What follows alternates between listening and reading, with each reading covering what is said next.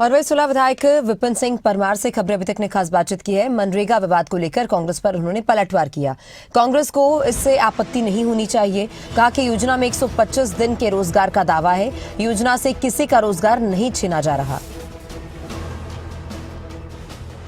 मनरेगा को लेकर बात करें तो प्रदेश की जो कांग्रेस सरकार है वो लगातार प्रदर्शन कर रही है और विरोध कर रही है और उनका साफ साफ आरोप है कि मनरेगा का नाम बदला गया है और जो प्रदेश में है वो युवाओं को जो बात करें तो उनका रोजगार खत्म होगा। इसी को लेके हमारे साथ बात करने के लिए आज मौजूद है सोला के विधायक और भाजपा प्रदेश के वरिष्ठ उपाध्यक्ष विपिन परमार जी। आइए उनसे बात करते हैं।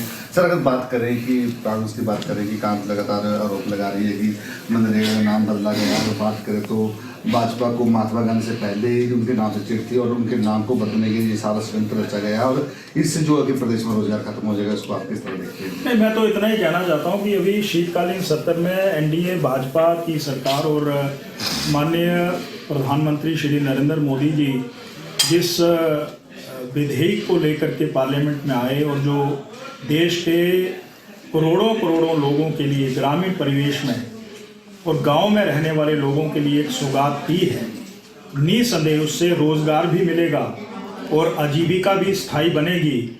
और गांव के परिवेश में चाहे वो कृषि है, चाहे वो बागवानी है, चाहे वो फूड प्रोसेसिंग है, चाहे वो पशुपालन की बात है, चाहे वो डेयरी प्रोडक्ट्स की बात है, उसको एक्सप्लोर करने के लिए ऐसे नौजवानों को, महिलाओं को, किसानों को, श्रमिकों को कौशल प्रशिक्षण का प्रबंध किया जाएगा और सहायता भारत सरकार की ओर से प्रबंध करवाई जाएगी। तो कहां पर रोजगार छिन रहा है? मैं देख रहा था कि पिछले 20 सालों में जहां पर मनरेगा में 100 दिन का रोजगार मिलना चाहिए, वहां पर तो एवरेज 50 दिन का ही रोजगार मिला है। जबकि इस आजीविका मिशन के माध्यम से देश के लोगों की आजीविका डबल हो जाएगी, मैन डेज जो हैं वो डबल हो जाएंगे और ट्रांसपेरेंसी रहेगी। ट्रांसपेरेंसी के साथ साथ ऐसा समाज का हर वर्ग रोजगार अस्थाई नहीं स्थायी होगा और बेरोजगार का या ग्रामीण परिवेश में रहने वाले व्यक्तियों को सम्मान दिया जाएगा।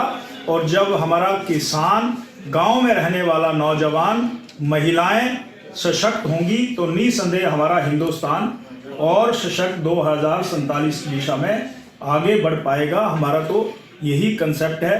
और जहां तक भ्रांतियां फैलाई जा रही हैं, मैं कांग्रेसियों को एक ही बात कहना चाहता हूं कि ये जो विधेयक या आजीविका मिशन